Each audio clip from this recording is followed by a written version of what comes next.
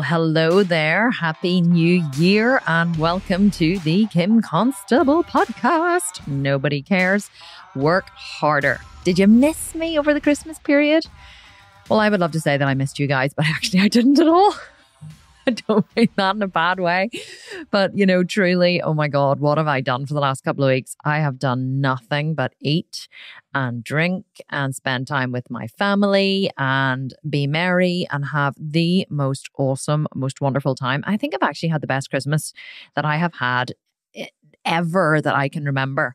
And I don't know why it was so good. Well, actually, I'll tell you why it was so good. I think it was fantastic because not only did I decide to take 2 full weeks off, as did the rest of my team. So apart from customer services and the coaches who were still working, the whole team took 2 weeks off. So there was nobody messaging me, nobody asking me anything, didn't have to make any decisions.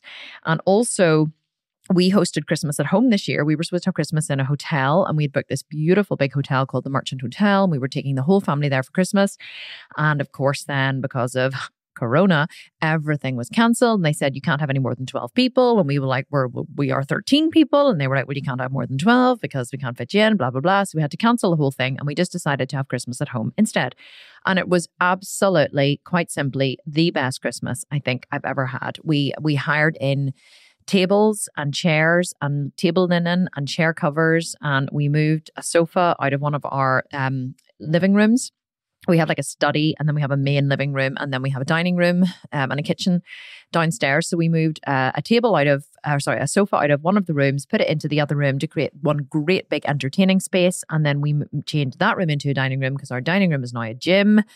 Oh, it's all topsy-turvy. And that room has a fire in it. We got it beautifully decorated. We got the house professionally decorated. And it was just spectacular. I just felt so Christmassy. I felt so relaxed. I felt so wonderful. I spent my whole time doing nothing but cooking, and I didn't train in the gym, and I did cardio every day with Ryan, and it was so fresh and bright, and it was just magical, absolutely magical.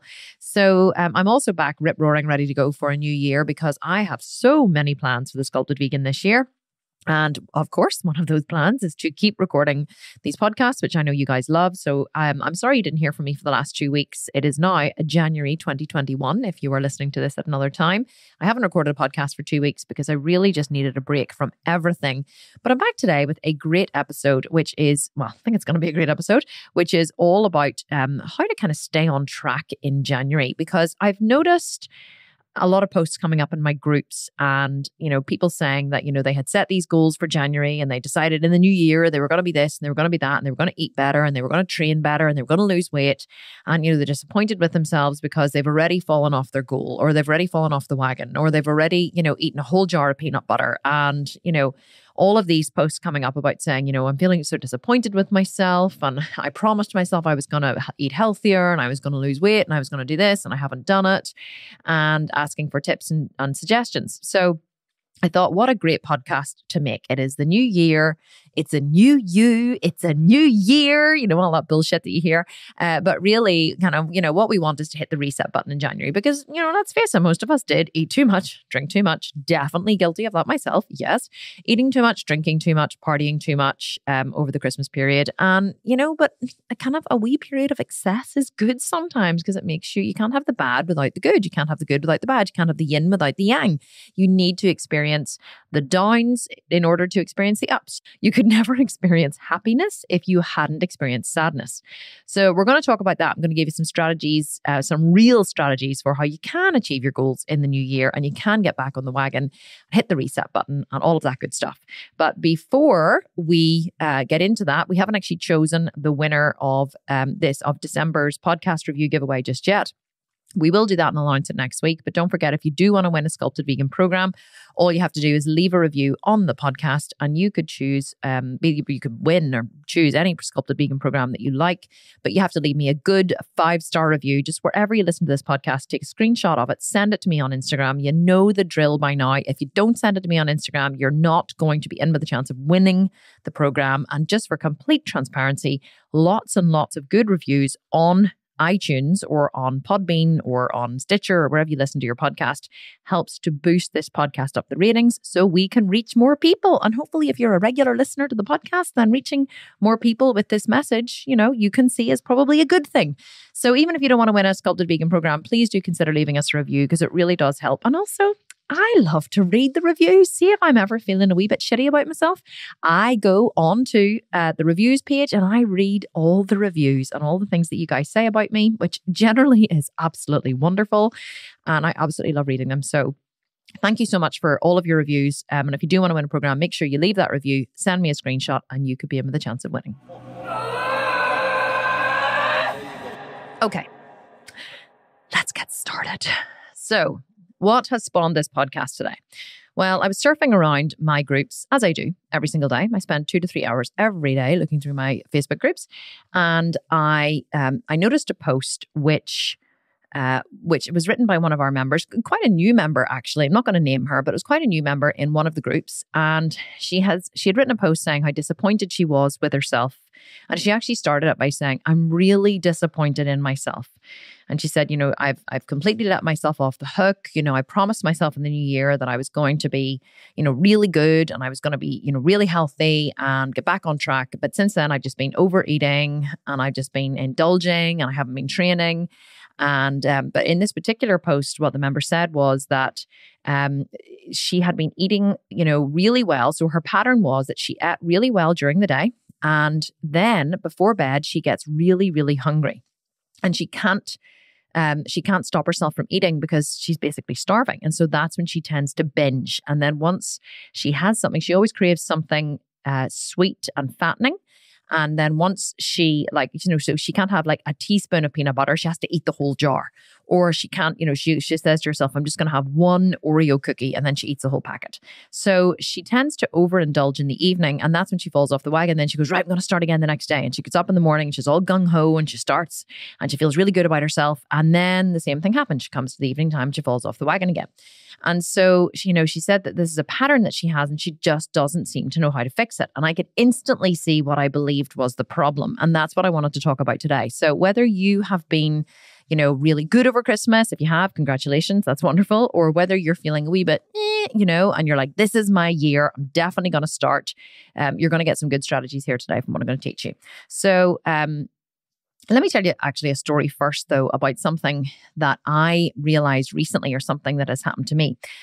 Ryan and I were walking the other morning and we were chatting about the kids' food. So our kids are homeschooled, and we actually practice what's called radical unschooling, which is a form of homeschooling. And part of the principle of radical unschooling is that you live your whole life in partnership with your kids. So we don't force our kids to eat at any arbitrary meal times. They can eat whenever they want. Now we do have meal times. Well, we have dinner time. That's the only meal that we ask them to be present for, so we can all eat as a family, and that happens at 5:30 p.m. Now sometimes they are starving because they don't get up at 8 a.m. and then eat again at 12 and then eat again, snack in the afternoon and dinner. They don't have these forced meal times, so they generally don't eat. They generally don't get up until like lunchtime. So they have their first meal of the day at kind of 12, midday or 1 p.m. But then, come kind of 4:30, they're starving again because they've only had one meal. And so, but we try and push dinner back to about 5:30 p.m. because I like to be home for dinner, but I train in the morning. And so I don't get to the office here until about 11:30 or 12 p.m. So I only really get to work between midday and 5 p.m. And then 2 days a week on a Monday and a Wednesday, I have a live in the $1 Million Mentor group, which takes me from about 3:30 to about 5:30.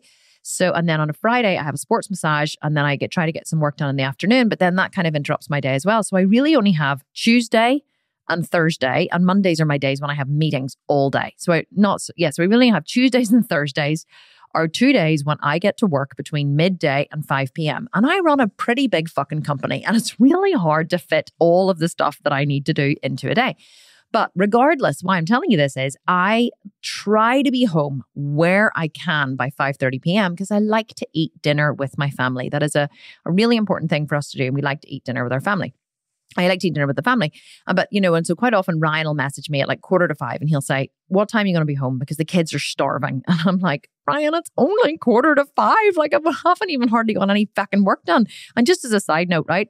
Ryan made a good point the other morning when we were walking. He was like, if you were a man, this wouldn't even be a question for you. You would just do what you need to do when you need to do it at whatever time you needed to do it, and family would come second. He said, that's just how men do the world. And I was like, I know, I wish I could think like a man, but I just can't. For women, it tends to be different. We do tend to prioritize our family. Anyway, that's a whole other podcast at some point. But so my point is, I try to be home between 5 and 5:30, which means we're eating dinner, right, at 5:30 p.m. Now, 5:30 p.m. is not a natural time for me to eat dinner because I usually do my cardio in the morning. I don't eat breakfast until 9 a.m. because I do my cardio between 8 and 9. And then I eat breakfast at about 9:15. And then I train at 10 a.m. And then I come to the office and I have my coffee afterwards. And then I usually have, Christina will go and pick up my lunch. Chef Lee makes lunch for us all. And he makes lunch for the whole office, which is lovely for them. So Chef Lee makes lunch for us every day. And Christina goes and picks it up, or Rachel picks it up and they bring it to me. But I'm usually in a meeting or I'm doing something. So I don't normally eat lunch until like between 1 and 2. Okay. 1 is a good day, but sometimes it's 2 p.m. So see, by the time it comes to 5 or 5:30, I'm not fucking hungry, right? But I want to be home to eat with my family because that's whenever they're hungry. And so anyway, but I'm usually not hungry at that time. So, but I usually go home and I say, I'm not hungry. And then I sit at the table and they go, Mommy, you're not eating. And I'm like, I don't want to sit here and not eat because that's, the whole time it's eating together. So then I just end up eating my dinner, even though I'm not really hungry, I eat it anyway. And that's fine, except you know what happens? I'm fucking starving again by 10 p.m. Like I'm starving. Whenever I go to bed, I'm like, and then I go, and no, I am not tracking calories at the minute because I am building. But see, whenever I'm tracking calories, that is really, really, really highly inconvenient because I like to space my food out whenever I'm tracking calories. I like to have, breakfast at a certain time, then I'll have lunch, then I'll have, dinner, a protein shake, and then I'll have dinner, then I'll have another protein shake. And so I like to space everything out, really quite well. But by the time it comes to 10 p.m., I don't want a protein shake. I am fucking starving. I want another full meal because it's been like 4-5 hours nearly between meals. In fact, and sometimes I even eat earlier. Sometimes I eat at 5. And so it's like, it's a good 5 hours, say 4.5, 5 hours between meals. And I'm absolutely starving again. And I was saying to Ryan the other morning whenever we were walking, I was like, it's really not working for me because I'm coming home at 5:30 p.m. I'm not even hungry, but I'm eating my dinner because I want to eat with the family, but it doesn't really work with my lunch schedule. And he said, well, why don't you eat lunch earlier? And I was like, well, I don't know, because like Lee only has lunch ready at 1 p.m. And he was like, well, ask him to have lunch ready earlier and ask Christina to pick it up at 11:30 and eat your lunch at 12.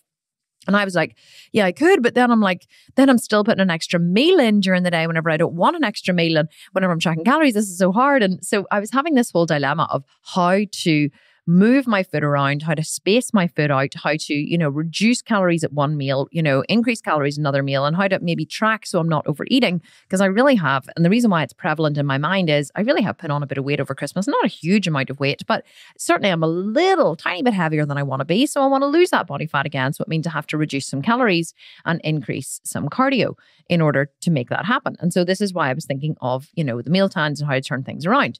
Right? But no, so why am I even telling you this in the first place? Well, I'm telling you it because most people don't eat enough or don't eat at the right times, right? They don't time and track their food. They just go into the new year with this goal of, I want to lose weight. I want to eat healthier. I want to, change my body. I want to do things, but it's not measurable, right? They haven't timed it or tracked it or made it measurable in any way. And if I go back to my original story of the girl that I saw in the group, what she was saying was, she was like, right, that's it. I'm going to make a salad for lunch tomorrow. I'm going to make, I'm going to make a soup for dinner. And so she was planning what she was going to make for dinner the next day, but she wasn't saying, okay, I've worked out my TDEE, my total daily energy expenditure, and it's this amount of calories. And then what I've done is I've broken that down by a percentage split of 40% protein, 30% carb, 30% fat. And then I've worked that into my Fitness Pal and it's given me this amount of food. No, she was just going almost as punishment for how she was feeling in that moment, which was, oh my God, I overate. I just had a full jar of peanut butter. Tomorrow I'm going to punish myself by eating less calories. And so we go through this cycle of overindulging and punishing ourselves and overindulging and punishing ourselves and overindulging and punishing punishing ourselves. But ultimately, the punishing ourselves never actually works in the long term, because once hunger kicks in, which it does whenever we've been under eating, then what we do is we go overboard and we binge, and then we get into this really vicious cycle. Now, with the story I've just told you, mine wasn't about overeating or undereating. Mine was more about timing and tracking. And so how it relates or how it links in is I realized that in order for me to achieve my goal of fat loss in the new year, I need to change what I'm doing, but I need to change it on a plan. I need to change it on a schedule. I need to be mindful of what's happening every single day, and I need to be aware of what's happening. I need to be aware of my meal times. I need to be aware of what I'm eating, and I can eat very intuitively. So for me, I don't need to be anal about timing and tracking, but I do need to be aware of how many calories are going in, what time those calories are going in, what my trigger points are for when we're going to be hungry, and then control those variables moving forward so I can achieve my goal. Now, what most people do, and what I've seen happening in my groups a lot, is many women undereat. So they undereat to compensate for overeating, or they undereat perpetually and then they binge. But here is why undereating is so counterproductive to achieving your goal. Because you have a hormone in your body called ghrelin. In fact, you have lots of hormones, but two of the most important hormones for achieving body composition are ghrelin and leptin. Now, your leptin is a hormone that controls metabolism. So many women don't know. I've talked about it here loads of times, though. I've been asked loads as a bodybuilder, have you ever lost your menstrual cycle when you're prepping for a show? And I'm like, no, never.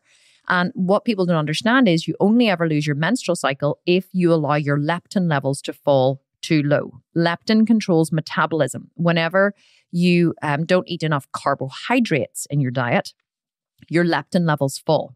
When your leptin levels fall, when they fall low enough, then you will lose your menstrual cycle. Now, if you are under-eating severely and you're under-eating carbohydrates and calories severely, you will be very, very lean. And that could cause that, but it's not the leanness that causes you to lose your menstrual cycle. It's the leptin levels that fall. So many female athletes who get down to, 6% body fat or 8% body fat, they don't, or even lower than that, they don't lose their menstrual cycle because they have a big carbohydrate refeed meal every single week, which keeps their leptin levels high. So leptin is a very important hormone. The other really important hormone in your body is ghrelin. So ghrelin is your hunger hormone. It's a hormone that's produced mainly in the stomach, and in small amounts are also released in the small intestine, in the pancreas, and in the brain. Now, ghrelin has numerous functions in the body, but it is termed the hunger hormone because it stimulates your appetite, it increases food intake, and it promotes fat storage. So it is basically the hormone that is released to tell you that you're hungry. And they've done all of these studies in humans where they have administered ghrelin to human beings just to test what happens. And whenever they actually inject humans with ghrelin, what they have found is their food intake increases by up to 30%. So the ghrelin circulates in the bloodstream. It acts at the hypothalamus, which is the back of the brain.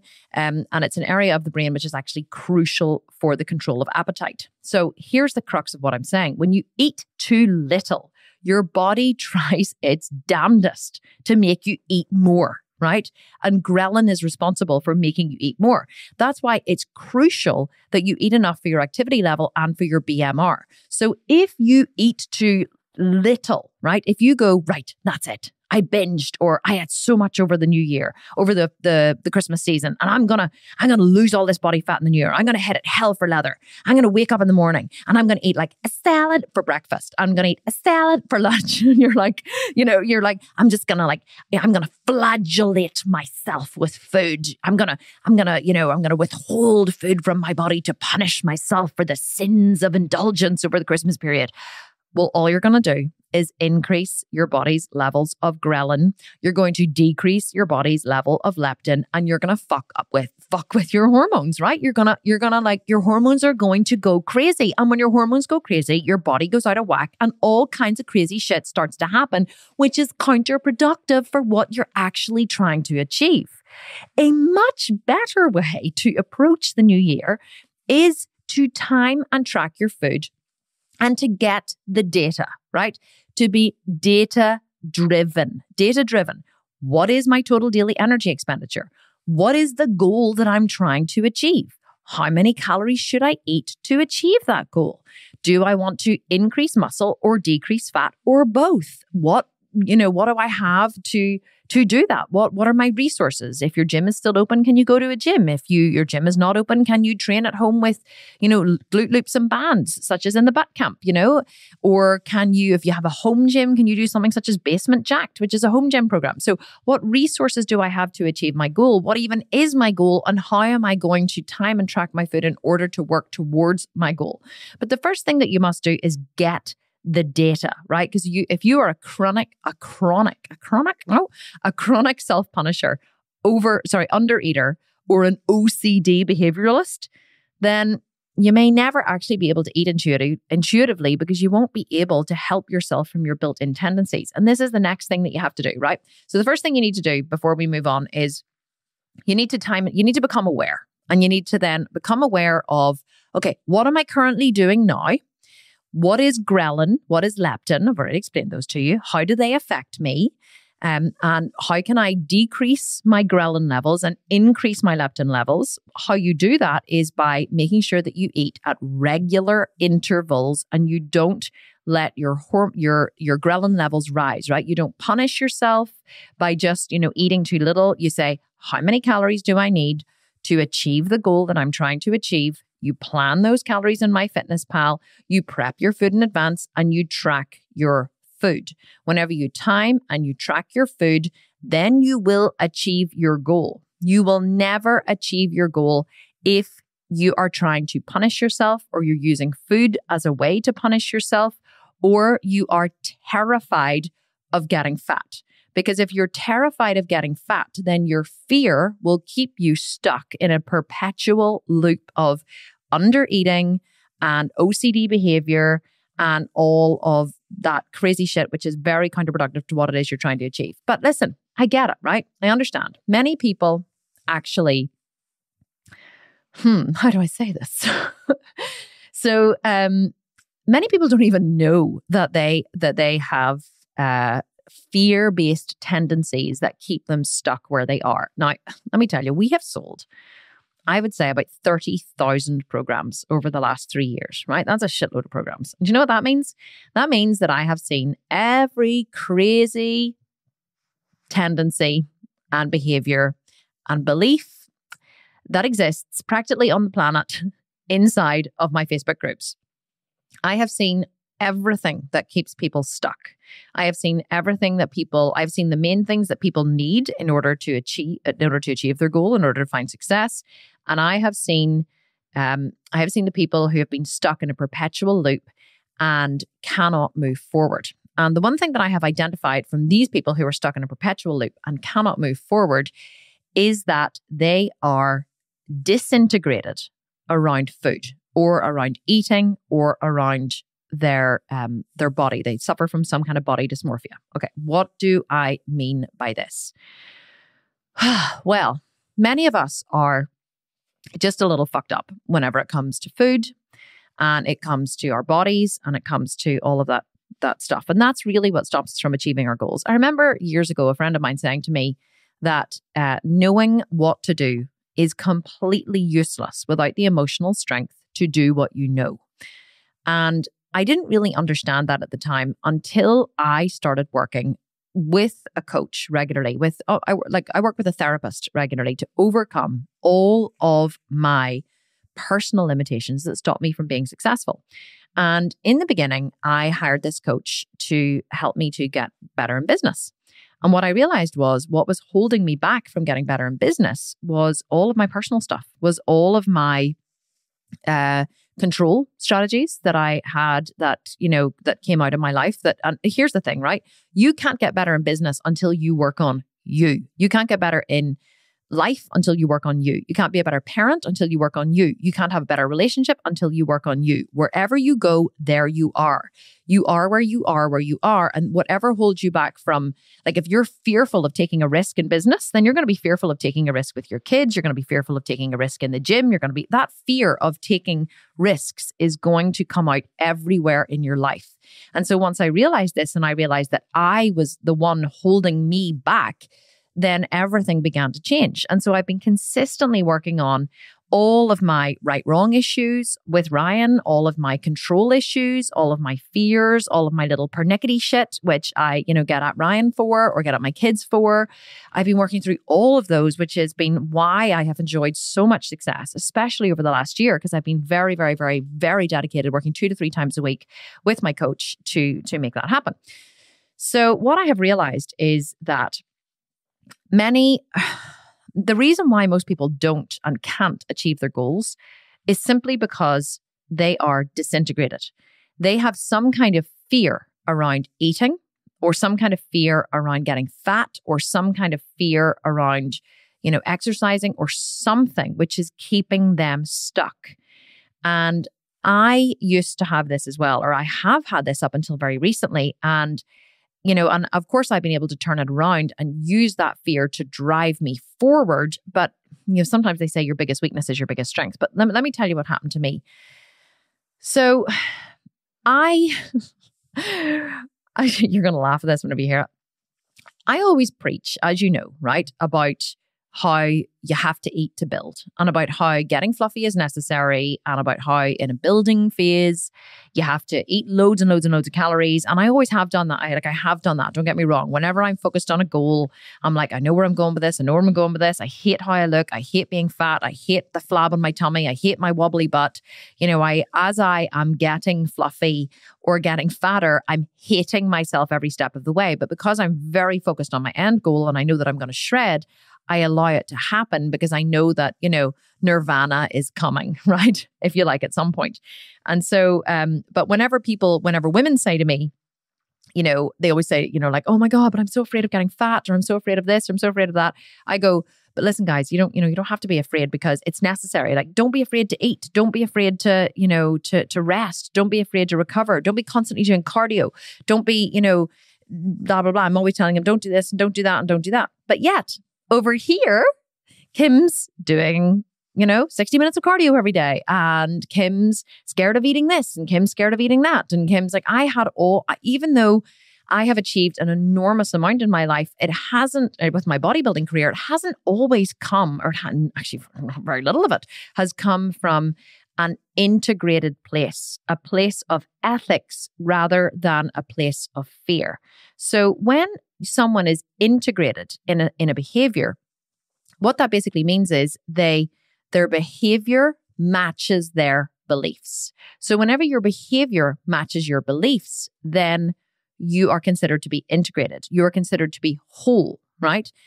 You don't have like a crack in the plate. So if you say you believe something and then you act that way yourself consistently all the time, you are integrated around that.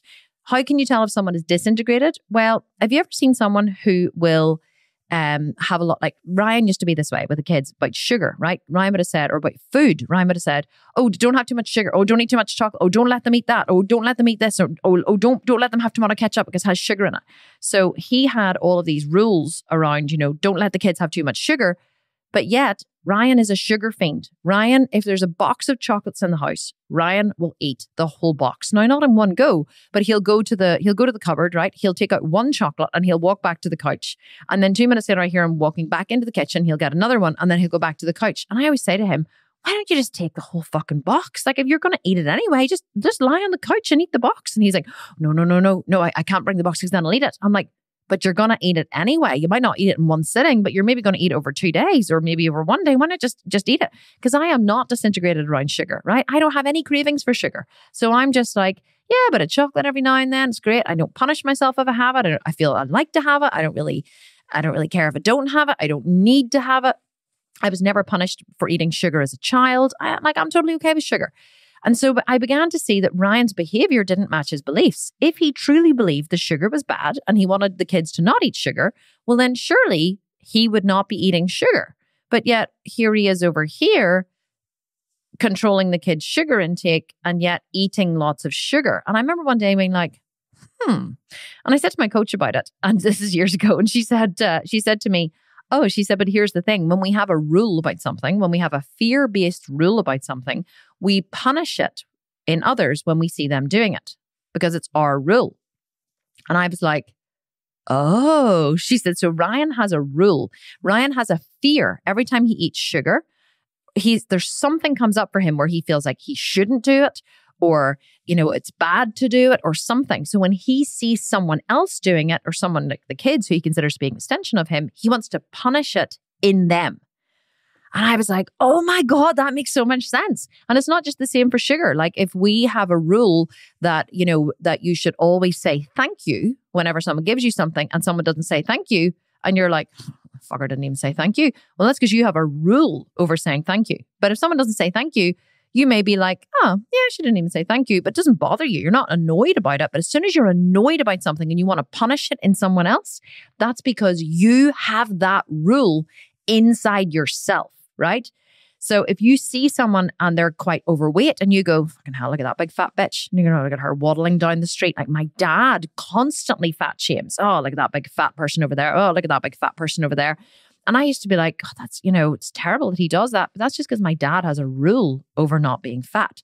So of course I grew up with some kind of rule or some kind of fear around being fat, because if my dad punishes that in other people, well, I learned it's not okay to be that way. But anyway, what happened to me at Christmas was I went to my coach and I said, I have something that I really need to work. Because I'm avoiding working this because I'm so terrified of being without it. And she said, why are you terrified to be without it? And I said, I'm terrified to be without it because she said, what do you think will happen? And I said, I think that if I'm without it, then the bad thing will happen. She said, well, what is it? And I said, I'm terrified of getting fat. I said, I've always been terrified of getting fat. I'm afraid of getting fat. And I'm afraid to be without the fear of getting fat because I believe it's the fear that controls me. And she laughed and she said, do you honestly think you would allow yourself to get fat, even if you didn't have the fear? And I was like, I don't know, maybe not, but I'm definitely afraid. I said, I've definitely avoided bringing it to you. And she was like, well, let's look at it and let's get underneath it and let's see what's going on. Now, fears that you have generally always go back to childhood. They always go back to childhood because that's where our belief structure is built. So when we're children, we build our belief structures based on the information and the data that comes in, on the things that our parents say, on the things our teachers say, on the behaviors that we see them we see them display, and also punishment. Whenever we are punished for something, either shouted at or shamed, or worse, smacked, physically punished by an adult in our lives or any adult actually, but the ones that are close to us, like our parents and teachers and carers, that's the worst type of, if you punish your children, you literally, you download a fear in them, which will control the rest of their lives. And so we began to look at what was going on for me. And she said, well, what's the trigger for you? And I said, well, when I wake up in the morning, the first thing I do whenever I get out of bed, even if it's 4 a.m. and I'm going to the bathroom, the first thing I do is I grab the skin on my stomach or the fat on my stomach around my belly button to see how much fat is there. And I said, and if there's very little fat, then I'm like, oh, that's good. And if there's more fat, I'm like, oh, I need to go on a diet. I said, but every single morning I make this fat mean something. Too much fat means something bad and too little fat means something good. And so it took us a couple of sessions, right, to really, really get underneath this. But here's what was underneath it. What it traced back to was a memory. It wasn't anything to do with being fat, interestingly. It was a memory to do with eating.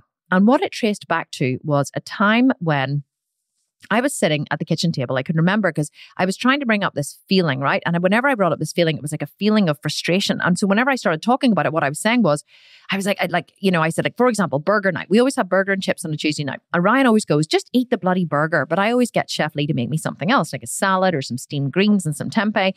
And she was like, well, is it that you don't want to eat the burger? I was like, no, I really do want to eat the burger and chips, but I just can't bring myself to choose that over something better. Like I know that tempeh and steamed greens is going to be better. So I just can't bring myself to eat the delicious burger and French fries. They're home cooked, potato chips. They're delicious. And I said, I just can't bring myself to eat them because I know that I could be having this better thing over here. And so whenever I accessed that feeling of frustration, what it brought up for me was a memory where I remember my mother making me liver, right? Whenever we were younger, we weren't vegan or vegetarian whenever we were younger. So she made me liver, fried liver.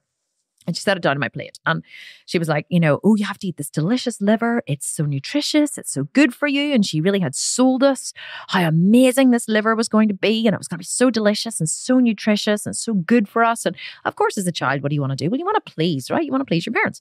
And so mum had put this down on the plate and with just some vegetables and potatoes. And I remember cutting it off and taking a slice and putting it in my mouth and chewing it and being like, fuck, it was disgusting. I remember the flavor of it in my mouth to this day, and I'm 41 years of age, and it was really bitter, right? It was a really bitter meat, and children have such sensitive taste buds. And I was like, oh no, mommy, I don't like it. And I must have swallowed it or spat it out. I think probably spat it out and said, I don't like it at all. And she was like, no, you have to eat it because it's good for you. And I was like, mommy, I don't like it. And she was like, no, you have to eat it. And I was like, oh, and I was like, please, mommy, don't make me eat it. Don't make me eat it. No, eat up all your dinner. And it's the worst thing you can ever do is force your child to eat food. We have never, ever, ever forced our children to eat anything they don't want to eat. And because children are naturally inclined to try new foods, if you don't force them to eat them, because if you force your child to eat something, then they won't want to try anything new because they think if they try it, they're going to be forced to eat the rest of it. So you actually destroy their love of trying new foods. So anyway, mum told me that I couldn't leave the table until I'd eaten all my liver. And I tried to hide it under my potatoes. I just kept moving it around my plate. I kept staring at it and wanting to cutting off a piece and bringing it almost towards my mouth and then smelling it and then putting it back down again. And I remember everybody else had left the table and mum would not let me leave the table until I had eaten that liver. And I sat there for about an hour. Well, it felt like an hour. I don't know how long it was, but whenever you're very young, it feels like a long time. And I was just sitting there miserable, staring at this liver thinking, how the hell am I going to bring myself to eat this? And I remember keeping thinking, right, you can do it. You can do it. You can do it. And I tried on in my body, cutting a piece off and putting it in my mouth. I tried on the feeling of it and I was like, oh, I just can't bring myself to do it. It was so disgusting. And so mum was walking around the kitchen and tidying up and cleaning up. And she was like, come on, eat up. You're not leaving the table until you've eaten that. And she kept telling me I wasn't leaving the table. And so I was facing, as far as I was concerned, hours and hours and hours of sitting at this table with this piece of liver in front of me. And I was like, oh my God, I just can't bring myself to do it. And so then I eventually, after sitting there miserable for about an hour, mum said, okay, forget it. Doesn't matter. You don't have to eat it. Just put your plate on the side. And I remember being like, oh, really? And she was like, yes. But she was annoyed, right? And I remember feeling like I had really disappointed her. And, and I was like, oh, thank you, mummy. And then I ran off into the other room. But she was, she was not happy that I had not eaten this liver. And it had gone to waste and this delicious, nutritious, it wasn't delicious, but this nutritious piece of liver, right? So what the hell did this memory have to do with anything? Well, here is what happened. I wanted to eat the liver to please my mother. Right? Because she said it was good for me. She said this will be really good for you. It's really healthy. It's really nutritious, but it was absolutely and utterly revolting. So I was caught between doing what I wanted to do versus doing what was good for me. So I made a rule that you must always do what is good for you or there will be a downside. So I'm going to say that again. I was caught between doing what I wanted versus doing what was good for me, what my mother told me was good for me. And I made a rule a fear-based rule, that you must always do what is good for you or there will be a downside. And it completely fucked up my relationship with food for the rest of my life until now, until 41 years of age, when I committed to figuring what the fuck was going on with this fear of getting fat that I've had that's driven my whole life. And that's what it was. So it felt uncomfortable every time I ate something that wasn't healthy. And let me tell you something. This was every single day for me. Most of the time I can choose stuff that's healthy because I actually love healthy food. But sometimes there's unhealthy food is put in front of me, or there's food that is fattening, or there's food that's calorific, or there's food that, isn't moving me towards my perceived goal that I have in my head. And I every time I look at that food, I go through this battle of, should I eat it? Should I not? It's delicious, but it's not good for you. But should I eat it? Should I not? I didn't even know that this is what's going on in my head, but it was. I was just being driven by this feeling of being uncomfortable. And sometimes I just went, and this is what I said to my coach. Sometimes I just go, oh, fuck it. And I said, I just eat it anyway. And she was like, what if you don't need to say fuck it? What if you can choose to eat it joyfully? What if you can choose to eat it happily. And you don't have to say fuck it in order to eat it. Because saying fuck it is like pressing the fuck it button. It's like getting to the end of this terrible internal dilemma and just going, fuck it, I don't care. I'm just going to do it anyway. But she said, what if you, in that moment, you made what your mother wanted more important than what you wanted? What if it was okay not to eat the liver? Yes, in that moment, what if potentially eating liver was a healthy choice, or your mother believed it was a healthy choice? What if that was true, but yes, you chose not to eat it? Nothing bad happens. And I was blown away by this revelation, because that was kind of the missing data that I had missed for my whole life. I had never unpacked this feeling and really gotten underneath it. But once I saw that pattern that I had built as a child and how it had driven my entire life, everything shifted for me. Because I realized my fear of getting fat was really nothing to do with getting fat, although I'm sure there was a lot of fat shaming going on in my family. How much fat my body was carrying was a measurement of how successfully I had followed my eating rules. And that's what I realized. And I didn't even realize that until the next morning I got out of bed and I went to the bathroom and I got back into bed and I realized I hadn't grabbed my stomach. And I lost, after integrating that behavior and that belief and really getting underneath that behavior and figuring out what was driving it, what was the fear underneath it, my fear of being fat has now gone. Like, it's gone. I don't have any fear of being fat. I had the best Christmas period I have ever had, best Christmas season I've ever had, because I have been eating everything in sight and feeling so fucking good for it.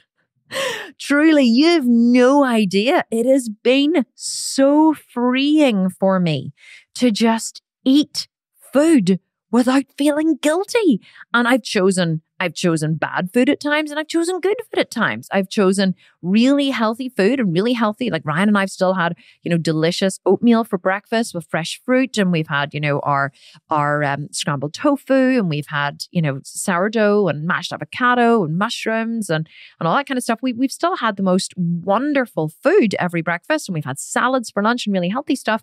But whenever the unhealthy stuff is there, like I've made vegan macaroni and cheese, or there's been, desserts, or there's been, brownies. I made vegan brownies with Maya the other week, and all of the fatty, creamy, stuff that I would never, ever normally choose to eat whenever it's been there. I've just been eating it. And of course, boxes of vegan chocolates from 𝐋𝐈𝐒𝐄𝐍. I would normally buy them for everybody else, and then I just wouldn't eat them, or I would have just like one. And every time I had one, I would feel guilty. And then I would have another one, I would feel guilty. And I would have another one, I'd feel guilty. Those feelings are now gone. They're gone. I don't have them anymore. It's absolutely amazing. And so how does this story relate to anything? You're like, it's a great story, Kim, but I can't even remember what you were talking about. Well, what I want to go back to is what I was saying was, you need to get the data as to what is driving your behavior. Because what I'm seeing coming up in the groups, many of the groups that I run or that I own, is people are falling off the wagon and they're saying, I'm beating myself up. I've let myself down. I've been overeating. I've been indulging. I'm that's it. Tomorrow I'm going to this and I'm going to that. And they have this real frustrated and angry attitude, right? And what I'm realizing is, especially since I have now had this own realization of my own, a lot of these behaviors aren't driven by, oh, interesting, I was tracking and I ate something that was off plan, and I've realized that it wasn't good for the goal that I'm working towards. So I've decided to start again tomorrow, right? Even the fact that someone would post in the group, like a suffering, in kind of inverted commas, a suffering kind of post, like, I'm posting here because I've fallen off the wagon and I'm so upset. Whenever someone's upset about something, it means that they've broken a rule, they've broken their own rule, or they have breached or compromised one of their own ethics.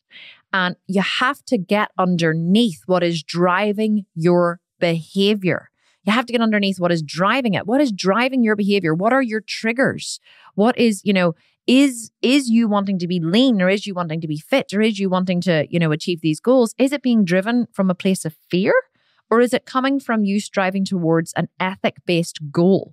Because there's a big difference. And see, whenever something is is being driven by fear, you may still achieve your goals. You may still be able to muscle your way through like I did over the years. And I thank God I had a healthy drive to be fit and to be active. And I've built a lot of consistency, and I'm very determined, and I'm very driven. I'm a very driven person. And so that very goal-focused, driven, determined personality has helped me to achieve an awful lot of my life despite my fears. But I'm highly driven to figure out what my limitations are that are holding me back, right? And you hear me talk an awful lot in this podcast about being at cause. And what you have to do to be at cause is you have to figure out what makes you tick. What are the things that make you angry? What are your anger triggers? What are your fear triggers? What are your rules? Like, I challenge you to write down or to notice over this next week, what are your rules around food? So a rule is something where you say to yourself, I must or I should. Anytime you have a should in your life, it's a rule.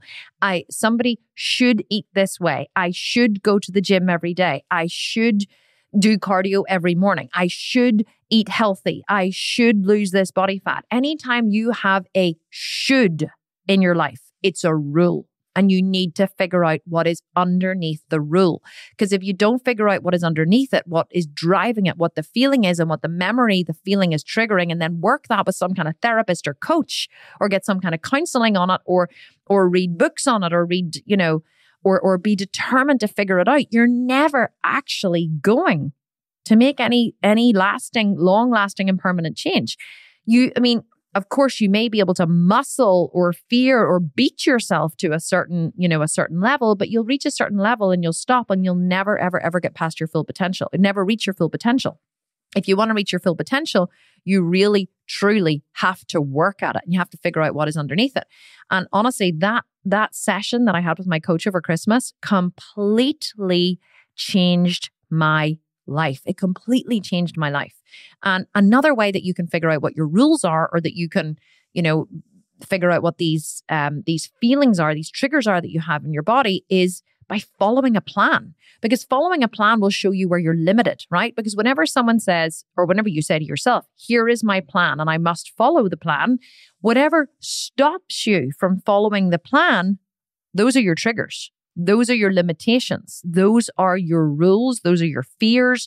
Those are all of the things, the emotional things that stop you. Because if you give yourself a plan, you go, oh, okay, this is great. All I have to do is get up in the morning and do, 30 minutes of cardio. And then I eat this for breakfast, and I eat this for lunch, and I eat this for dinner. I'm going to meal prep all this on a Sunday. You can look at a plan and say, that's great, I'm going to do this the next day. But if you get up the next day and by lunchtime you've already fallen off the wagon, well, then those are great. That's great. That's data. Then you need to look at that area and go, okay, well, what stopped me from falling off the wagon? Okay, what was the trigger that made me eat that thing? What was why did I choose to, only have half a portion of whatever I was supposed to eat? Why did I not choose to have the whole portion? Was I scared to have the whole portion? Did I think it was too many calories? Did I think that it wasn't gonna, I wasn't going to achieve my goal? Am I afraid of the feeling full? Well, every time I feel full, does that trigger fear in me? So you have to really, really get really get real. You have to dig deep. You have to dive deep into your feelings, right? Into the feelings, the stimulus response patterns, the animalistic urges that drive your life, and figure out what the fuck they are, and then work them. Because those are actually what is stopping you from eating healthy, losing weight, building muscle, getting on, and achieving great things in life. And following a plan will show you where you're limited, and then you can work to overcome whatever your limitations are. But apart from anything, following a plan is just smart, right? Following a plan is smart. It keeps you on track towards your goal. So you have a goal that you're following, maybe for the next week or 4 weeks or 8 weeks or whatever. You just need to show up and follow the plan. And sometimes you won't even be able to follow the plan. And that's your first limitation that you need to overcome. What is stopping you from actually following the plan? Is it just that you're missing a resource? Like you don't have, a gym to go to, or you don't have equipment at home, or you don't have the money to purchase something that you need to follow the plan? Is it just a missing resource? Or is it an emotional limitation? Is it an emotional missing resource? I'm scared to start the plan. I'm afraid of failing. I'm afraid of what people might say. I'm afraid of, that my husband will judge me. So you need to figure out what is stopping you from achieving your goals, because those emotional limitations are the things you really need to address. And then the last thing you need to do is really be honest about what you want. Do you actually want to be lean, or do you just want to feel better? Do you want to feel healthier? And if yes, why do you want it? Is it that you think you should want it, or is it that you actually want it? Because many people say, oh, that's it, I'm going to eat healthy in the new year. And I go, well, why are you going to eat healthier? Because you should eat healthier. Oh, really? Why should you? So many of us have just decided that new year, new me, that's it, I'm going to lose body fat. And it's not really that they have set a clear goal and a clear path and an ethical, standard for themselves. I want to be the kind of person who shows up for myself, who it can be consistent, who can this, who can that. They haven't really set a clear goal for themselves. They just have some kind of fear-based feeling which is driving them. I feel fat. I feel unhealthy. I feel something bad and I want to get away from the feeling, right? That's why many people start, New Year's programs. That's not a good way or not a good idea for starting a New Year's programs, because let me tell you, see, once the fear goes away, then you won't be motivated anymore. And then you fall off the wagon and then you'll get fat again. And then you'll go, oh, and then the fear will come up and then that'll drive you. This is why many people start and stop and start and stop and start and stop diets, because they feel fearful or they look in the mirror and they go, oh my God, I'm so fat. And then they start doing something about it. And then they look in the mirror and they go, oh, it's great, I've lost a bit of weight. And they don't feel quite so bad. And then they go, I'll just maybe have that one pastry with my coffee today, or I'll just have a pizza because I haven't had one in ages. And then they fall off the wagon. And then once they've fallen off the wagon once, they fall off again and again and again. And then they look in the mirror one day and they look fat and they go, oh my God. And then the fear comes up and then they start again. And then they feel better. And so once the fear goes away, then you constantly fall off your diet. So if you're being reactionary towards your goals, you're never going to achieve them. You really have to figure out what the fuck you want and when you want it and how long it's going to take you to get there. And I know that I'm constantly going on about goal setting, but I'm always trying to position it in different ways for you in this podcast, so you'll really hear what I'm trying to say. I'm trying to get through to you here. Let me tell you a quick story before I finish. It was about years ago. I used to work as a portrait artist. People would send me photos and I would then make a pencil portrait out of that photo, and people would buy them for gifts and stuff. And I was really quite talented at it, actually. In fact, I will put a couple of my portraits that I scanned years ago in the show notes, so you can actually have a look at them. So if you want to go and see some of my pencil portraits, you can go to thesculptedvegan.com/podcast/ whatever episode this is. I think it's like 63 maybe. And you can see some of my portraits. But why am I telling you a story? Because I used to go to my mum's. My mum lived opposite us, and I used to get some childcare in the afternoon, and I would go to my mum's to draw. And because I needed peace and quiet to really get into the flow of drawing. So I would go to mum's to draw. And while I was at mum's, I used to listen to Tony Robbins, because mum had a whole, CD set of Tony Robbins and some of his motivational stuff and whatever, and about achieving your highest potential and all this stuff. So I used to listen to Tony Robbins because I used to enjoy listening to it.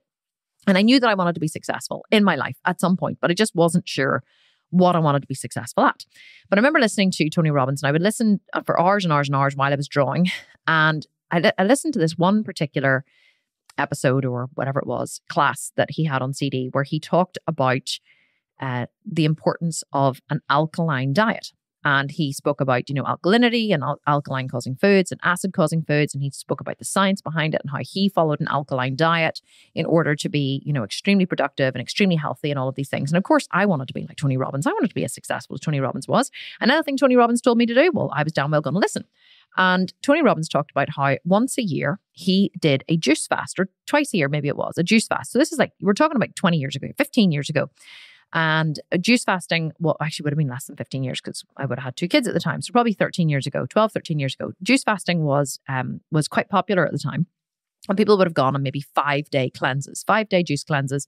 I remember Tony talking about this. Oh my God, juice cleanses are amazing. And what they do is they help the body to clear, toxins from the body. They give the body a break from digesting food, and it's really incredible for the liver, and you have so much energy, and you're this and that, whatever. And I was listening to Tony talk about these juice fasts, and I was thinking, oh my God, this sounds amazing. I'm going to do a juice fast. I'm bloody well going to do this because this is going to be like phenomenal, you know, and I'm going to feel like Tony Robbins. And so I decided I was going to do a juice fast. I bought myself a juicer and I set out my juicing plan. And the goal was to, you know, you have a juice for breakfast and a juice mid-morning and a juice for lunch and a juice for dinner. And all you did for 5 days was have juices. And so the first day I got up in the morning, I was like, oh, I really miss my coffee. But so nope, juice it is. So I did a juice and I drank it and I was like, great. That's breakfast. And then it came to lunch and I was like, fucking hell, lunch, really? Like I was at home with 2 young kids and I thought, oh God, juice for lunch. Okay, nope, gonna do this. Great. So I had juice for lunch. Juice in the afternoon. By this time I had a headache because I hadn't had any coffee all day. Made dinner for the whole family. They all sat down, had dinner, and I had a juice. And by this point, I really was not feeling particularly good about the whole juice fast. Went to bed that night and was starving going to sleep. I couldn't actually get to sleep because I was so starving. Eventually fell to sleep, woke up the next morning, 2 young kids, very young kids, and probably was up breastfeeding during the night as well. And thought, fuck me, another juice, really? And I was thinking, this is only day 2. I'm supposed to do 5 days of this. How the fuck am I going to survive 5 days of this? So I, anyway, got up, did it, had my juice, had my lunchtime juice, had my afternoon juice, made a massive big vegetarian shepherd's pie for dinner. Shepherd's pie is one of my favorite foods. Put it into the oven and came out of the oven and it was steaming. It was warm. It had, wasn't vegetarian, it wasn't vegan at the time, it was vegetarian. It had like, you know, crusty cheese on the top. It was salty and gravy and lovely creamy mashed potatoes. And I looked at that shepherd's pie and I thought, yep. And I spooned myself out the most enormous portion of shepherd's pie. And I ate every goddamn bite. And it was absolutely delicious. And I felt like shit afterwards. I was like, I can't believe I couldn't even make it to 5 days on this bloody juice fast. And I was so angry with myself. But my tummy was so full and it felt so good. But I was also really angry with myself. And so anyway, I remember I was like, oh, and I was like talking to a friend of mine at the time who was a very wise friend. And a couple of days later, and I was talking to her and I was like, I couldn't even bloody well stick with the juice fast. And she was an older woman. She was wiser. And she said, well, let me ask you a question. Why did you want to do the juice fast in the first place? And so she started asking me all these questions about why I was doing the juice fast. I was like, it's so good for you and blah, blah, blah. And she was like, yeah, there's many things that are good for you. Like, why the juice fast? So whenever I explored it a little deeper, what I realized was the reason why I'd wanted to do the juice fast is because I'd wanted to feel a certain way. I had wanted to feel the way that Tony Robbins told me I would feel. But not only that, I wanted to feel like Tony Robbins and I wanted to be like Tony Robbins. And I just believed that if I had this juice, if I did this juice fast, well, I was going to be more like Tony Robbins. I was going to feel like Tony Robbins. I was going to feel amazing. I was going to feel energetic. I was going to feel wonderful. And none of that was true. I made all that shit up in my head. Tony Robbins actually fucking lied to me. What he should have actually said to me, which is what I always say to people now, is you're going to do juice fast. You're going to hate it. You're going to have a sore head. You're going to want to cry. You're going to be starving going to bed. It's going to be the hardest thing you're ever going to do for the first 3 days. And then once your body adapts after the first 3 days, you're going to feel amazing on day 4 and day 5. And then you're going to feel incredible after you finished. If he had told me that, then I would have been more prepared for how I was going to feel. Listen to me blaming Tony Robbins here. So I'm not actually blaming him. But what I try and do with people now when they do my programs is I'm really real with them. I'm going, you're going to feel like shit. You're going to feel like you want to die. You're going to feel like you want to puke. You're going to crawl out of the gym on your hands and knees. This is going to be the hardest thing you're ever going to have done in your entire life. And I don't lie to them. Like I prepare them for what's coming. And then I say, but at the end of it, you're going to have such high self-esteem. You're going to feel incredible. Like this is what's happening at the minute with the 8-week butt camp. It's starting on the 11th of January. Oh, by the way, if you're listening to this and you want to join the 8-week butt camp, we have incredible prizes, $10,000 first prize, $3,000 second prize, $1,000 third prize, yada, yada, yada. Starts on the 11th of January. It's an 8-week competition. It's extremely hard. Double cardio sessions twice a day, 45 minutes of training from home with limited equipment. Only bands and loops are needed. And it's going to be one of the hardest things you're ever going to do in your life. But at the end of it, you're going to have abs.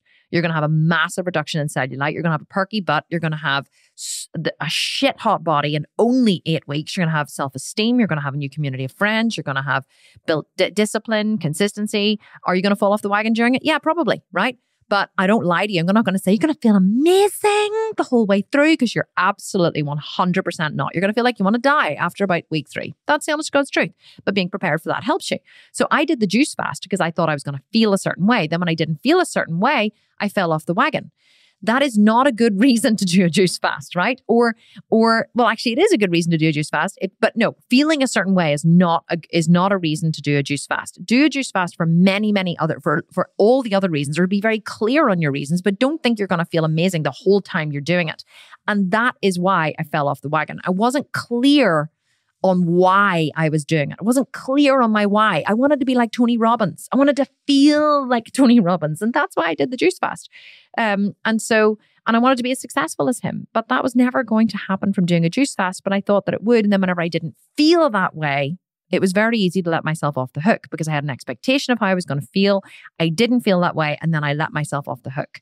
So you have to be realistic about what you're going to what to expect, and you have to be honest with yourself about what you want. And it's not always easy to be honest with yourself about what you want, because many of us aren't self-aware. I certainly wasn't self-aware whenever I did the juice fast. But now, before I embark on something, what I ask myself is, why do I want this? And what is the opportunity cost of doing this thing? So if I work really hard for this thing over here, what am I going to have to give up on the other side? I'm going to have to give up time with my kids. I'm going to have to give up time with my husband. I'm going to have to give up delicious food. I'm going to have to give up alcohol. I'm going to have to give up socializing on this particular event or the whatever. So I don't just dive headfirst into things anymore and make rash decisions. I think through them, and I'm very clear on why I start them and what I'm going to get out of them. So you have to be honest and clear with yourself about, why do you want to be fitter or healthier or whatever it is that, or thinner or more muscular or whatever it is that you want in January. Why do you want that for yourself in 2021? You have to know that before you begin, because if you don't know that and you have some kind of, you're going after a feeling, let me tell you, fitness is never going to feel fucking good. All the F's in there. Fitness, while you're doing it, is never going to feel good. Getting up really early in the morning ain't going to feel good. Getting to the gym ain't going to feel good. Training from home, you're never going to feel like it. You're never going to go, yes, I'm going to bounce into that gym in my dining room with limited equipment and I'm going to do this work. No, it's not going to happen that way. You are going to need discipline to keep you going. So if you're doing it because you think you're going to feel a certain way when you achieve it, you're not. Or feel a certain way when you're doing it, you're not. At the end of it, you may feel like elated that you achieved it for like a day. And then you're going to go, what the fuck do I do now? I need a new program. And then you start all over again. But you know what that's called, people? Life. That's called life. You work towards a goal. You achieve it. You learn a shitload about yourself along the way. And then you set a new goal and you set off all over again. Same process every single time. Like many people think, oh, Kim Constable, you're so lucky. You're so successful and you're so rich and you have an amazing body. And you don't know that I'm sitting here recording this podcast at the start of January, moving into a completely unknown period of my life. The whole business model, I'm changing my entire business model next year. I'm going into uncharted territory. I am doing completely new things with the business. Some of the staff are moving around and things are changing. We've taken on new hires. I have a massive, massive wage bill every single month and I'm shit scared. But, you know, it's not that I'm shit scared, but like it's all new for me. I am going through a new period of growth in the business, a new period of growth in my life. But you know what? That's okay. That's what's necessary. I'm right back at the beginning of something new and I'm ready to move into it and I'm ready to explore it and I'm clear on why I'm doing it. And that's the biggest thing. You have to be really honest with yourself about why you want it, even if it's just something like getting fit in January, and you have to be really, really, really clear with yourself about where you're going and why you want it. Many people just want to feel better. And when this happens and the fear goes away, you know, you realize that you didn't really want it that much anyway. So you need to have something much more solid and much more grounded to help you stay the course. Because if you don't have that, you're going to fail anyway and you're just fail anyway. And you're just going to keep going around in this hamster wheel, this perpetual circle of never achieving anything. So here's what I want to finish with, right? You really have to figure out for yourself whether the things that you do in your life every day, the behaviors that you have, and the things that you want to achieve for yourself are based on ethics or rules. An ethic is something which is internal, which is part of us. How you know something is an ethic is when you consistently follow it, when your behavior matches your belief. When something is a rule, it's fear-based and your behavior will not be consistent. You can see this all over the place at the minute with coronavirus. Oh, yes, indeed. I have friends who are in the very vulnerable category. So therefore they are, I have one friend in the very vulnerable category. And so therefore she and her family are extremely consistent. When the lockdowns happen, they lock down. They have people deliver their food. They don't leave the house. Our kids don't see their kids. Their behavior is extremely consistent because she's not following a rule out of fear. She's following a rule out of an ethic. She's protecting herself and protecting her family. I have a great amount of respect for anyone who does that. And then on the other side, you have people who their behavior is extremely consistent. They don't believe in coronavirus. They don't believe in mask wearing. They don't believe in lockdowns. And so they continue to live their lives without following the rules. They still mix. They still socialize. They don't wear masks in public. All of those kinds of things. Whether you agree with that or you don't agree with that, doesn't matter. What I admire about those people is their behavior is consistent with their belief. I do not believe in the coronavirus pandemic or whatever it is they don't believe about it, or I don't agree with that. I don't agree with how it's being handled. And so I will consistently not follow the rules. I won't follow them sometimes and not follow them other times.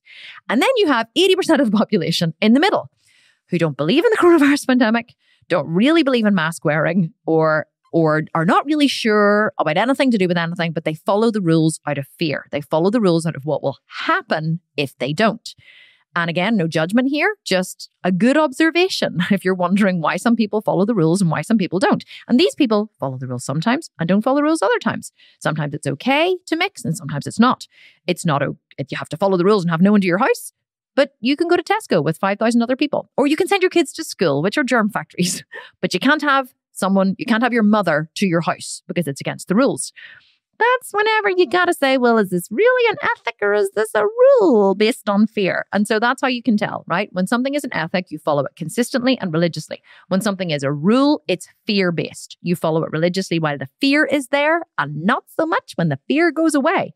So that's how you can tell if your behavior to do with fitness is based on ethics or based on rules. And if it's based on rules, you have to figure out what's underneath the rule. What behavior, what belief, what memory from childhood is there, and you got to work that. You got to find a really good therapist or a really good coach or someone who can help you to figure this shit out and be better in your life and integrate all of this stuff so you can be more successful. Because ultimately, that is my goal for you. That is my want for you. That is what has helped me to be successful. The reason why I even record these podcasts or do what I do is because I want everybody to feel the way I feel every day, which is amazing, which is happy, joyful, purposeful, consistent. I have great relationships with my friends, my family, my husband. But underneath it all, I'm just not fearful. I'm just not scared. I'm very grounded. People say to me, God, Kim, you're just fearless. And I'm like, I am actually fearless because I've spent so many years working my fears. I don't make decisions based on fear, ever. And if I do, I figure out why the hell I'm making it based on fear and I don't do it and I stop it or I work it, You got to figure out what decisions you're making are based on fear and which are based on ethics. And you have to try and convert all of your decisions from fear-based ones to ethics-based ones. And when you do that, I promise your life will be so much better because it is truly spectacular to live without fear. You have no idea. It's wonderful. And that is my hope for you. That is my want for you. That is my want for everybody in the world, is to truly live without fear so you can actually make rational decisions. And you may still choose to do something you don't want to do, but at least it won't be based on fear. It'll be based on a choice that you've made because for whatever reason, this is the better decision right now. And whenever all your decisions are come from that place, truly, it is absolutely life-changing. Thank you so much for listening in today. I hope you enjoyed this. I really had fun sitting here by myself in the office. It's actually a Sunday today. I came here on a Sunday to record this podcast just to get ahead for the week. I've loved having a chat with you today. I had a wee bit more of a ramble today rather than having a very structured podcast. So let me know if you enjoyed me having a ramble. Just leave me a comment on the website, sculptedvegan.com/podcast/ I think it's 63, but it might not be. But wherever you're listening to this, leave me a comment and let me know a review and let me know, did you enjoy me rambling? Would you prefer me to have a wee bit more structure? Do you like the stories? Or are you like, Kim, you're fucking boring me, so please stop. I just get to the good stuff. Whatever your feelings, good or bad, I really would love to know. So I hope that you will leave me a review. And if you do leave a review and send me a screenshot, you can be in with the chance of winning a Sculpted Vegan program. Don't forget about that. But all that is left for me to say is adieu adieu, adieu to you and you and you. And I will speak to you next week for another episode of the Kim Constable podcast. Have an absolutely amazing week wherever you are. Have a wonderful, wonderful, happy new year, 2021. Make it your year. And I will be here along the ways with some hints and tips and strategies to help you be your best self, achieve your goals, and just live a happier and more joyful life, because that is ultimately my goal for you, for me, and for everyone. So bye for now. I will speak to you next week, and thank you so much for listening.